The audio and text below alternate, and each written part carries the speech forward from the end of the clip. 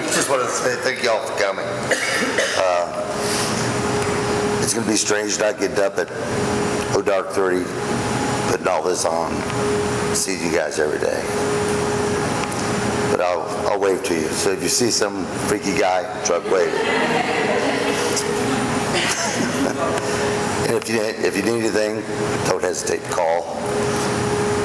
I'll be up to date on parking for at least the next year here. So call me with parking questions. I'd like to present you with your retirement credentials. There's two in here. One is your retirement credential. The other one is the HR 218 credential, so you can carry concealed. And then, of course, there's a place here for your retirement badge. Congratulations. Thank you, sir.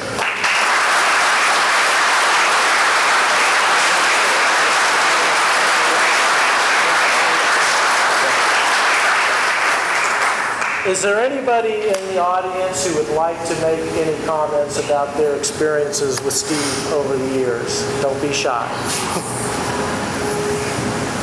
Lieutenant French. Yeah, so Adams and I have a little bit of history. We both came from the small department in Walmego PD. In fact, I think I met him stopping him for speeding when I was a young officer in Walmego. After I stopped you. And he was in uniform.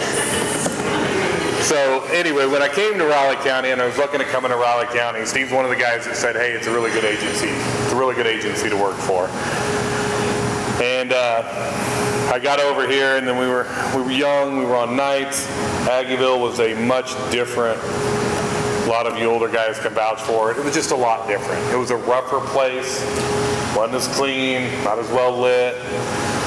And Steve was down there a lot.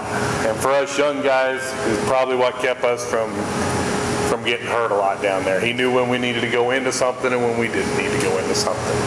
He had a much bigger picture perspective of what we should be doing and what we shouldn't be doing. And he was able to rein some of us younger guys in and keep us out of trouble. At the time, sometimes we just thought he was a little old and cranky. As we got older, we realized he was by far the smartest one down there and probably saved us from a lot of hurt. Throughout my career, I promoted up. I got to supervise Steve a lot. And there's a meeting about having a seat on the bus. And everybody that's worked with Steve, looking from the outside in, you don't know much about him. But when you work with him, as the guys do, they know he pulls more than his fair share of weight in a lot of areas that the guys don't want to be in. And the big one is empathy. And just to sum up Steve's career, this week I reviewed, or it was a week and a half ago, I reviewed a use of force. And it was the use of force involving some of our younger officers and Steve Adams. And it was a lady who was having a bad day. She'd had a mental breakdown combined with alcohol, was completely out of control, and her life had spiraled to nothing. She was partly naked. Officers were holding a blanket around her. She had a dog. An officer was holding the dog. And in the videos, we're watching the use of force where Learned shoved her to the ground for no apparent reason, which actually turned out to be an appropriate use of force, by the way. But the video was kind of misleading. We watched more of it, and Sergeant Weisbrod was there with me, and he said, hey, you know, we kept flipping through, you know, as a supervisor, you don't want to sit there and watch it minute for minute, so you kind of just, and then we got to a point where we had an officer holding the blanket around her. She was on the curb. EMS had been called. We were both aware of the call because they called for EMS, so it brought our attention to it. It's over at Seco Park. And we went to a point in the video where Steve Adams is sitting on a curb. This is not even a month ago. It's a hot day. I can relate with Steve. Us bigger guys, it's not as fun to sit down on a curb in uniform and get back up. But he was sitting on a curb.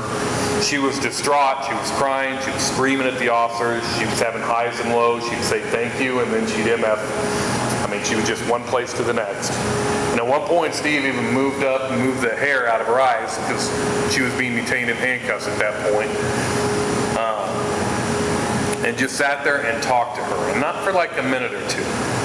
For over 5 minutes, we watched the video where he talked to her. And I sent this email to the director and the AD and Captain Steer and said, this is what we're losing. This is what we've got to figure out what to replace. So for you young guys, everything that was set up here, Steve did this his entire career. For that, I give a big good work.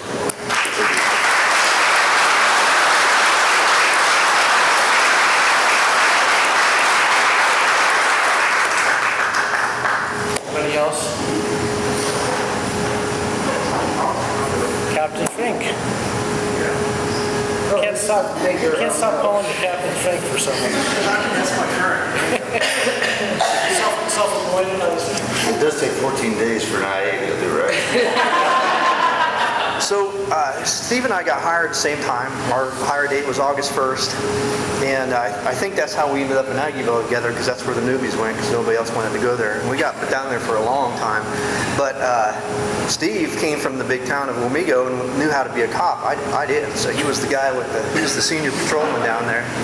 But what always used to, and if you've ever worked with Steve, you probably noticed this yourself. He's always got that smile on his face. And I don't know if it's just the way his facial muscles work or if he's really just that happy. But the guy, I mean, we would get into some crazy stuff down there, and I'd be just, madder than all get out over the crazy stuff people were doing. We'd go all scuffed up and tore up and be like, well, now we're going to be writing reports till the next day and all that. And I'd just be hating life, and Steve would be like, well, that just happened. And I'd be like, really? Could you not be a little more upset? But always great positive attitude, always fun to work with, and just an all-around great guy, man. It was, we've been through, we've seen all the changes in Riley County, and there's been a bunch, and it's a good time to leave, but a great time to stay too. But and I've got a spot for you up at in-back if you need. Good work.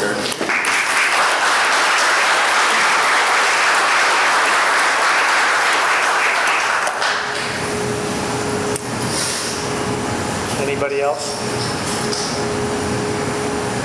So I know Amy wants to make a presentation to Steve, but I wanted to add a couple of more comments. I was just at the Kansas Association of Chiefs of Police conference. It isn't over yet. I came back because we had this event today. And I was having conversations with some of my colleagues down there, and it's a similar conversation I've had with citizens, family members, and it was about what's happened over the last year and a half or so. And some of the things that I've said repeatedly are, they ask me about, what it's like to be in policing right now. And I tell them, I said, I can't ever remember having a bad day over the last year and a half. I've had some really hard days and some hard periods. But I said every now and then I learn about how an officer helps somebody in our community. Officer Melvin is here, and this was brought to my attention by Lieutenant Asher several months ago about a family in Randolph that was in tremendous distress. And it was brought to my attention by a resident up there, and I didn't know that anything had been done yet with this, but it was of such concern to me.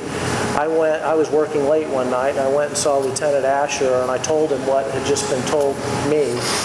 And when he looked into it, he already knew a little bit about the family, but when he looked into it, we found out that Officer Melvin had done everything that I would expect us to do without being asked. And I share that with you because that's not the only example, like what we were hearing about Steve. But when I hear that stuff, when I see that stuff, it just makes me feel like I still love this job because I have people here working, doing those kinds of things. That's what we're here to do. That's what people expect us to do. There are those days where it's harder. But what keeps me going are those days when I see us do that and meet those expectations far beyond what citizens expect or don't know that we're doing on a daily basis. I'm sure as I look around this room, all of you have done something in the last month that is extraordinary in trying to help somebody. And even our staff, our civilian staff, our non-sworn staff, goes the extra mile to help citizens when they need something. And I see it all the time, and it's what keeps me going. And I just wanted to acknowledge that with all of you. So while I see my colleagues retiring left and right, earlier than what I had anticipated, and they ask me what I'm thinking, I often tell them some stuff like this. Maybe I'm just not as smart as them, I don't know. Or maybe I'm just clueless, that could be too. But I just wanted to thank all of you, and I wanted to thank you for what you've done over the last 27 years. And whether you've been here 5 years or 25 years, this will never go out of style, in my opinion, ever. And we need to keep doing this. Despite all the noise out there and everything else, we have a supportive community here, and we're doing things the right way. And I just wanted to thank you and thank all of you for doing that.